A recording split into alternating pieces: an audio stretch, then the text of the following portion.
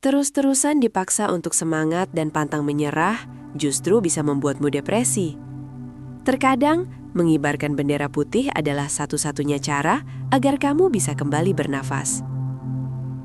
Ada momen di mana kita terus-terusan dipaksa untuk semangat dan pantang menyerah justru bisa membuatmu semakin tertekan dan bahkan depresi. Di dunia yang terobsesi dengan kesuksesan tanpa henti, terkadang mengibarkan bendera putih adalah satu-satunya cara agar kamu bisa kembali bernafas. Ya, kamu tidak salah dengar. Hari ini kita akan membahas mengapa berhenti berpikir positif dan mulai menerima kekalahan bisa menjadi obat anti stres yang paling ampuh. Mari kita mulai melepaskan beban yang tidak perlu ini. Selamat datang di channel Banting Fikir, di mana kita akan bedah permasalahan psikologis dengan cara sains. Curahkan saja apa yang jadi beban pikiran Anda di kolom komentar, semoga kita semua dimudahkan segala urusannya. Sebelum lanjut ke pembahasan, kami minta dukungan teman-teman untuk subscribe dan like demi perkembangan channel ini. Baik, kita masuk ke pembahasan.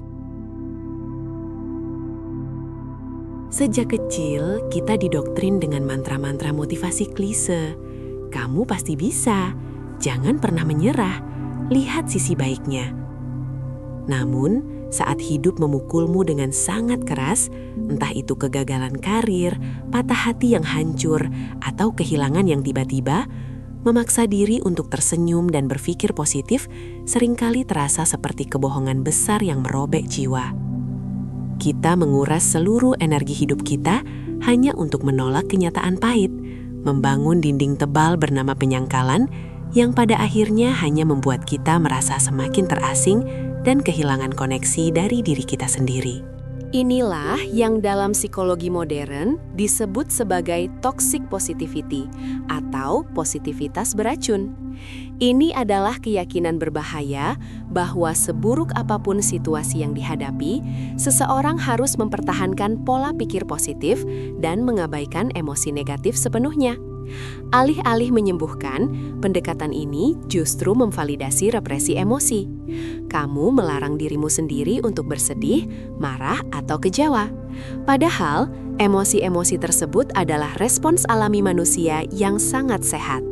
Mengabaikannya sama seperti membiarkan sebuah luka infeksi ditutupi dengan plester berwarna-warni tanpa pernah membersihkannya terlebih dahulu. Lalu, sampailah kita pada titik puncaknya. Titik di mana kalimat afirmasi positif harian tidak lagi mempan. Tubuhmu kelelahan secara kronis, pikiranmu kusut tidak beraturan, dan jiwamu berteriak meminta istirahat sejenak. Di momen ini, terus berjuang melawan arus sungai realitas yang sangat deras hanya akan membuatmu semakin cepat tenggelam ke dasar.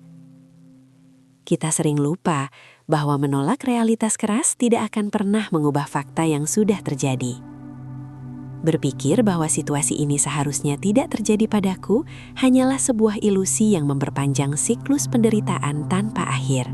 Dalam dunia psikoterapi, khususnya terapi perilaku dialektis, ada sebuah konsep penyelamat bernama radical acceptance atau penerimaan radikal.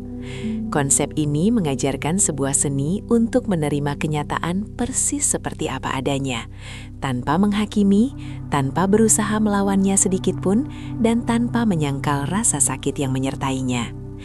Ini adalah momen kejujuran mutlak dan telanjang dengan dirimu sendiri. Mengakui dengan lapang dada bahwa saat ini, detik ini, situasinya memang sangat buruk, terasa menyakitkan, dan kamu benar-benar tidak memiliki kendali untuk langsung memperbaikinya. Penerimaan radikal berarti kamu secara sadar memutuskan untuk meletakkan senjatamu ke tanah dan mengibarkan bendera putih pada kehidupan yang sedang keras ini. Ya, kamu diizinkan untuk menyerah. Namun, menyerah di sini bukanlah tindakan dari seorang pengecut yang lari dari medan perang. Menyerah di sini adalah tindakan kebijaksanaan yang sangat mendalam. Kamu berhenti membuang-buang energi mental yang berharga hanya untuk memprotes kenyataan yang mutlak. Kamu berkata dengan lantang pada semesta, "Oke, aku kalah dalam pertempuran kecil ini. Ini sungguh menyakitkan, tapi ini adalah realitas yang harus aku hadapi sekarang." Banyak orang salah paham. lalu menyamakan konsep penerimaan dengan persetujuan atau kelemahan karakter.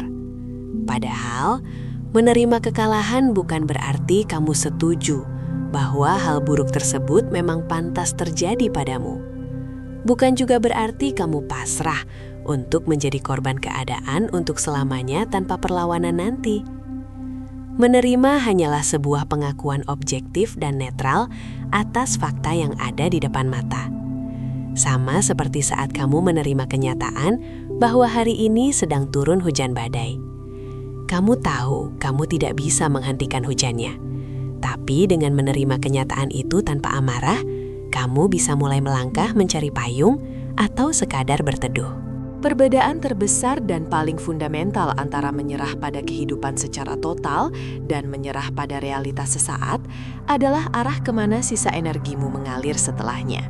Saat kamu terus-menerus melawan realitas yang tak terhindarkan, energimu akan habis terkuras untuk emosi marah, frustrasi, dan dendam. Tetapi ketika kamu berhasil melakukan penerimaan radikal, rasa sakit itu mungkin masih berdenyut, namun penderitaan mentalnya berkurang drastis. Kamu akhirnya memiliki sisa cadangan energi untuk menyembuhkan luka batinmu dan memikirkan langkah logis selanjutnya. Pintu pemulihan yang nyata hanya bisa terbuka lebar setelah pintu penyangkalan ditutup rapat-rapat. Ada sebuah rumus klasik dalam dunia psikologi klinis. Rasa sakit ditambah dengan penolakan sama dengan penderitaan. Rasa sakit atau pain adalah hal universal yang tidak bisa dihindari oleh manusia manapun. Kita semua pada akhirnya akan menua, mengalami kehilangan, dan menghadapi kegagalan telak. Itu adalah bagian dari paket standar kehidupan manusia. Namun, penderitaan yang berkepanjangan atau suffering adalah sebuah pilihan tak sadar. Penderitaan lahir secara eksklusif dari penolakan keras kepala kita terhadap rasa sakit tersebut. Ketika kita memutuskan untuk membuang elemen penolakan dari persamaan tersebut, kita hanya tinggal menghadapi rasa sakit murni, yang ternyata jauh lebih mudah untuk dipikul dan disembuhkan seiring berjalannya waktu. Lalu pertanyaannya, bagaimana cara nyata mempraktikkan penerimaan radikal ini di tengah badai kehidupan yang bising? Langkah pertama yang paling krusial adalah dengan mengambil jarak dan mengamati aliran pikiranmu sendiri. Saat sesuatu yang buruk menimpamu, perhatikan apakah muncul pikiran reaktif seperti, "Ini sangat tidak adil. Kenapa harus aku yang menanggung ini?" Atau, "Ini tidak seharusnya terjadi padaku." Sadari dengan penuh kewaspadaan bahwa pikiran-pikiran pemberontak itulah yang menjadi akar dari stres kronismu. Alih-alih terbawa arus emosi tersebut, cobalah tarik napas perlahan dan dalam, lalu ganti kalimat internal tersebut dengan, "Ini memang sedang terjadi padaku. Ini adalah konsekuensi dari rantai peristiwa di luar kendaliku, dan aku akan mencoba menerimanya, walau rasanya sungguh berat." Tentu saja, bagian yang paling menakutkan dan tersulit dari seluruh proses ini adalah melepaskan apa yang kita sebut sebagai ilusi kendali. Sebagai manusia rasional, kita memiliki kecenderungan evolusioner yang alami untuk selalu ingin mengendalikan segalanya. Mengendalikan masa depan karir kita, mengendalikan opini orang lain tentang karakter kita, bahkan menuntut kepastian mutlak atas hasil dari usaha keras yang kita lakukan. Ilusi kendali absolut inilah rahim yang melahirkan kecemasan kronis. Berhenti berpikir positif secara paksa dalam konteks ini berarti kamu berani menatap kekacauan hidup langsung ke matanya dan berkata, "Aku sadar aku tidak memegang kendali penuh atas hasil akhirnya dan kenyataan itu sama sekali tidak apa-apa." Ketika pada akhirnya kamu memberanikan diri untuk melepas beban berat dari ekspektasi yang mencekik dan ilusi kendali yang fana tersebut, kamu akan secara mengejutkan menemukan sebuah kedamaian yang aneh di masa kini. Ya, bahkan jika masa kini itu penuh dengan retakan dan ketidaksempurnaan. Penerimaan radikal memang tidak pernah menjanjikan kebahagiaan yang instan atau tawa yang meledak-ledak, melainkan ia menjanjikan sebuah kedamaian sejati yang sunyi. Dan seringkali dalam perjalanan hidup, Kedamaian batin adalah pondasi yang jauh lebih kokoh dibandingkan kebahagiaan euforia yang sifatnya sangat fluktuatif dan sementara. Di atas pondasi kedamaian yang tak tergoyahkan inilah, ketahanan mental yang sesungguhnya baru bisa mulai dibangun kembali secara perlahan-lahan. Mari kita ingat kembali, pernahkah kamu merasakan suatu kelegaan magis yang luar biasa sesaat setelah kamu menangis terseduh-seduh, meluapkan segalanya? Atau setelah kamu akhirnya menyerah total pada suatu pencapaian yang sudah bertahun-tahun lama kamu paksakan? Rasa lega yang melegakan dada itu muncul karena otot-otot mentalmu yang selama ini terus menegang dan berkontraksi demi menahan realitas, akhirnya diizinkan untuk mengendur. Otakmu berhenti memompa hormon stres kortisol secara membabi buta karena ancaman internal yang berupa penyangkalan keras kepala telah resmi usai. Tubuh biologismu akhirnya menyadari bahwa peperangan batin yang melelahkan ini telah berakhir dan kini tiba saatnya untuk memulihkan diri dengan tenang dan damai. Oleh karena itu, kawan, mari kita membuat kesepakatan untuk mengubah fokus utama kita mulai hari ini. Alih-alih membuang waktu berharga dan mengorbankan kewarasan mental hanya untuk berfokus pada apa yang seharusnya terjadi di dunia yang ideal, mari pusatkan seluruh sisa energi baik kita pada apa yang benar-benar sedang terjadi saat ini. Biarkan dirimu seutuhnya merasakan pahitnya kekecewaan tanpa harus repot-repot memolesnya dengan senyuman sosial yang palsu. Rangkulah rasa sakit dan kesedihanmu sebagai bagian sah dari kemanusiaanmu. Ingatlah, kekalahan telak di satu babak bukanlah akhir dari keseluruhan cerita hidupmu. Ia hanyalah sebuah penanda otentik bahwa kamu sudah berani mencoba hidup dengan sepenuh hati. Dan kini, saatnya memberi ruang jeda yang layak bagi dirimu untuk sembuh. Sebagai kalimat penutup, mari resapi hal ini. Pada akhirnya, obat anti-stres terbaik bukanlah pemikiran positif yang dipaksakan secara toksik atau letupan semangat buatan yang justru menguras habis cadangan energi jiwa.